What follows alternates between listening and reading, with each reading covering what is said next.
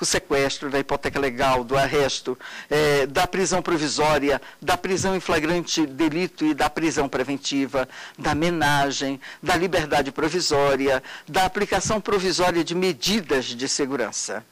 E aí ele passa para o processo ordinário e o processo especial. Nós chamamos de processo ordinário todo aquele que, contrário ao senso, não seja especial. Mas o que seria um processo especial? É aquele que tem normas processuais especiais. Então, nós temos, por exemplo, o processo de deserção é um processo especial. Eu estou falando em processo especial.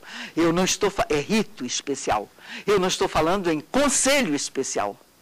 Porque um processo de deserção, se é praça, o conselho é um conselho permanente de justiça. Se é oficial, é um conselho especial de justiça. Mas o processo, o rito, é especial, não é ordinário. E os processos ordinários, os processos de rito ordinário são os demais. O processo de insubmissão também, ele é de rito especial. São processos muito rápidos.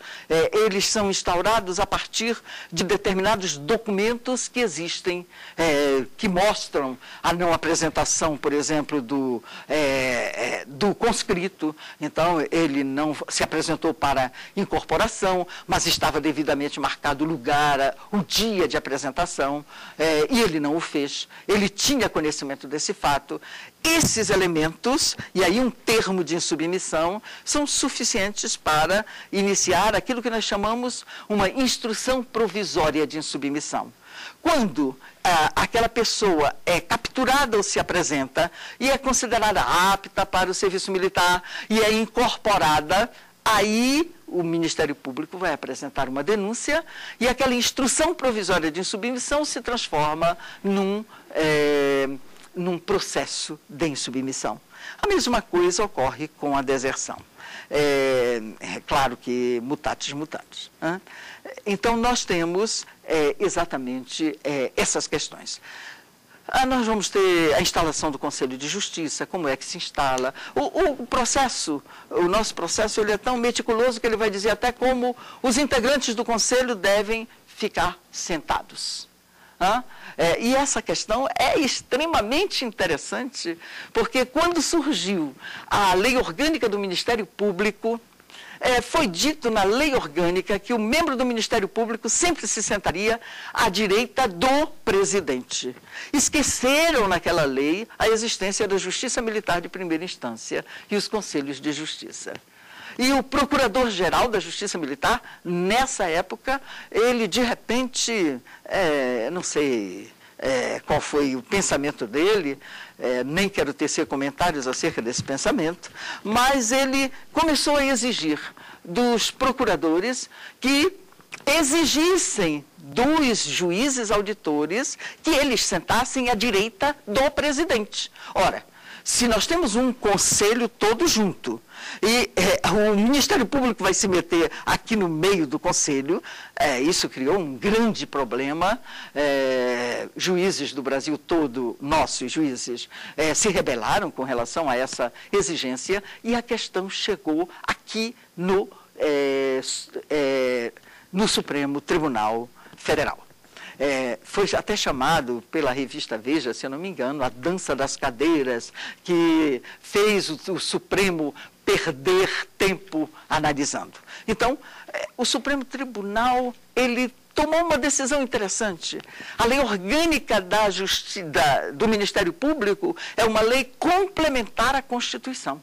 Ora, lei complementar em Constituição, se nós colocarmos uma hierarquia das leis, nós vamos ver que ela é a superior, porque ela complementa a Constituição. A Constituição a chama.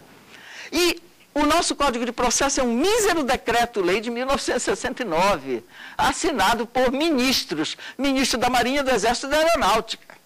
Então, lá vai o Supremo decidir. E a decisão foi a mais coerente possível, porque foi a técnica. Lei especial derroga a geral, independentemente do seu posicionamento hierárquico. porque a nossa era especial e a deles tratava deles em todas as justiças. Em relação à nossa justiça, nós tínhamos uma lei especial. Então, o Supremo declarou que nós estávamos corretos em aplicar o que o Código de Processo Penal Militar determinava nesse aspecto.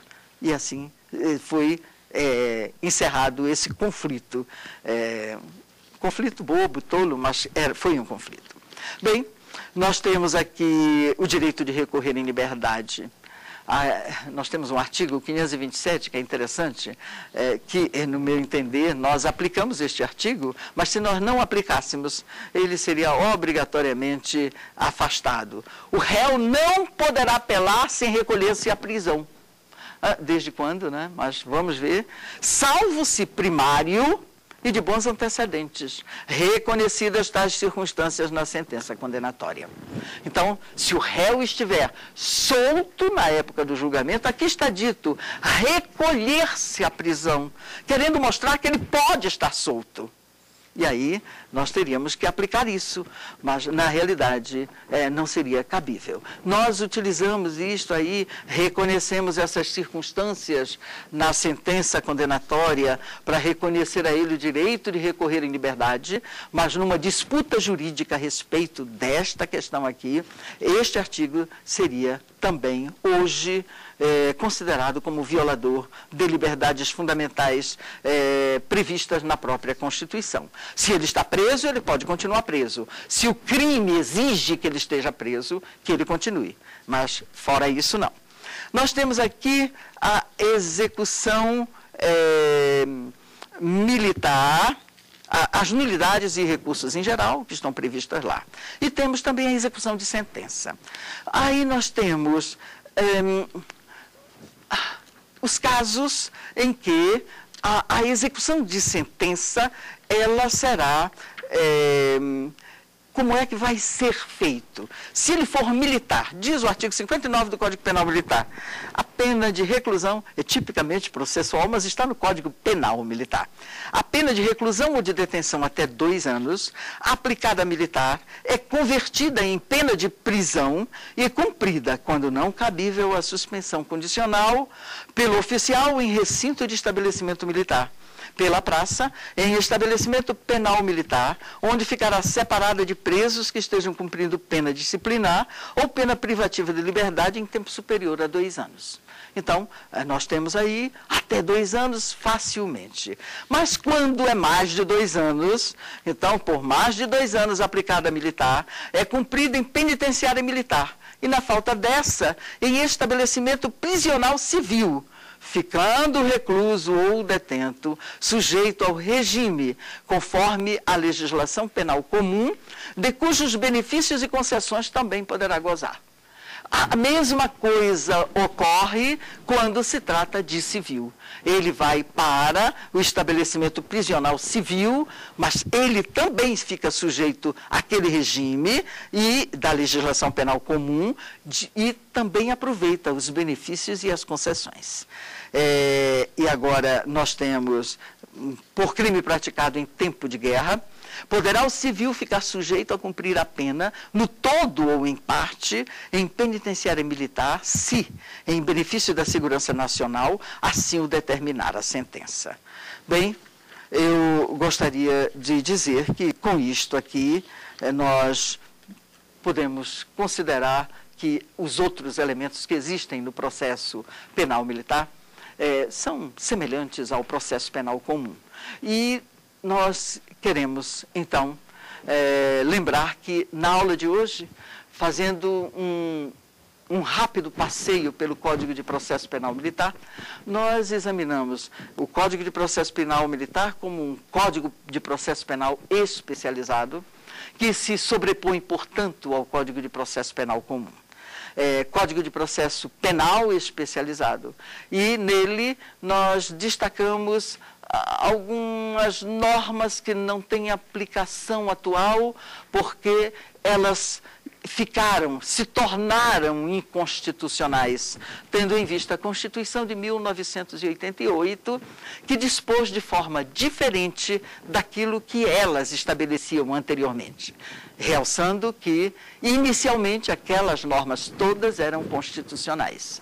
Então, nós olhamos essa questão e passamos a olhar mais ou menos a sistematização feita pelo legislador processual penal militar.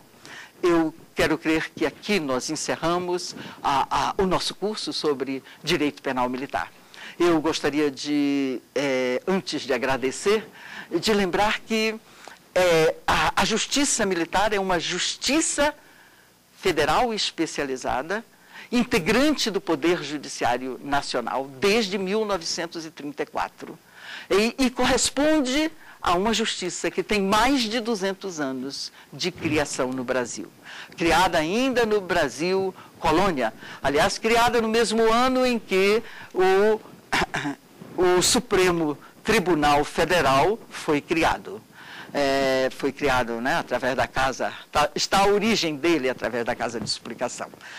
Então, essa nossa justiça tão antiga, ela infelizmente não tem uma aceitação, eu diria, social, acadêmica, não dá para compreender, porque ela integra o ordenamento jurídico brasileiro, e simplesmente ela não é obrigatório o seu estudo, o estudo do direito penal militar, do processo penal militar, não é obrigatório nos currículos de direito. E o que decorre daí é que nós temos os advogados, né, os bacharéis em direito, se formam, se inscrevem na OAB ou pretendem fazer concursos e, de repente, se não tiverem tido um professor que tenha algum conhecimento da área e que, por acaso, tenham feito algum comentário, ignoram totalmente o que seja direito penal militar, direito processual penal militar, e tem que estudar sozinha essa matéria. Bem, eu espero que isto mude um pouco. E é exatamente tentando mudar que eu fiz essas palestras aqui, nas 5 aulas que nós ministramos. Eu me coloco ao inteiro dispor de todos os interessados, dúvidas, qualquer pergunta que queira ser feita, coisas que nós não abordamos por total insuficiência de tempo, mas estamos à disposição no e-mail saberdireito@stf.jus.br ou para rever os vídeos pelo YouTube. Eu agradeço a assistência dos ilustres colegas aqui e de todos aqueles que me deram atenção. Muito obrigada.